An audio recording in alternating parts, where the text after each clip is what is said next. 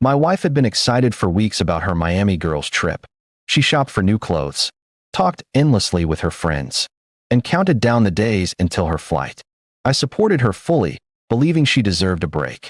We hugged before she left, and she promised to text me once she landed. I didn't know then that within hours, my world would fall apart.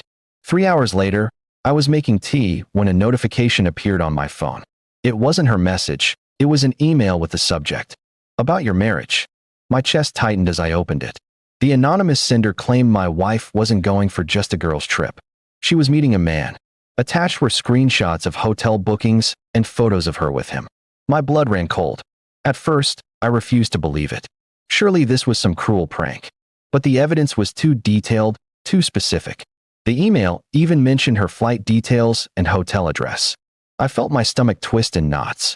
Could the woman I trusted most really betray me this way? I paced the room, recalling the strange moments I had ignored, her late-night texting, her distracted smile, the sudden secrecy with her phone. It all came together now, like puzzle pieces forming a cruel picture. I wanted to call her instantly and demand the truth, but something held me back. I replied to the anonymous email instead, asking who they were. Hours later, another message arrived. The sender revealed she was the wife of the man my wife had gone to meet. She had discovered their affair and didn't want to suffer alone. That was why she reached out to me. Reading her words felt like knives cutting into my chest. The next few days were torture. My wife texted me from Miami saying she was shopping or out with the girls. Each lie hurt more than the last. I stayed silent, pretending to believe her, while inside I was breaking. By the time she returned, I already had proof of everything. At the airport, she hugged me tightly and smiled as if nothing had happened. I forced myself to play along. That night, when she left her phone charging, I went through it. The messages were there, sweet words exchanged with him, pictures, and even plans for the next trip. My heart sank. The next morning, I confronted her. I laid the phone and the printed emails on the table. She froze, then broke down crying. At first, she denied it, then admitted everything.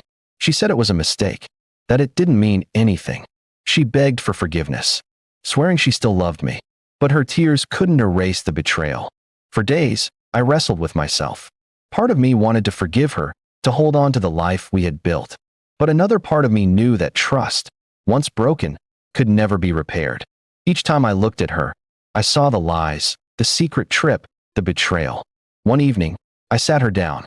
My voice was calm, but my decision was final. I told her I could not stay in a marriage built on lies. She wept, clutched my hands, and begged me to reconsider. But my heart had already let go. I went to the court and filed for divorce. Signing those papers felt like tearing my soul apart, but it also gave me clarity. I couldn't spend the rest of my life with someone who had chosen deceit over loyalty. The day the divorce was finalized, I packed my bags and left our home. She stood in the doorway, tears streaming down her face, whispering apologies I could no longer accept. My chest ached, but my steps were steady.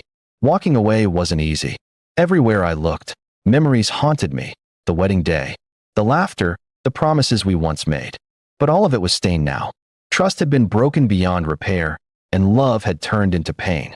In the silence of my new apartment, I realized something. Sometimes divorce isn't the end of love, but the beginning of self-respect. I had lost a wife, but I had kept my dignity. And maybe one day, I would find peace again.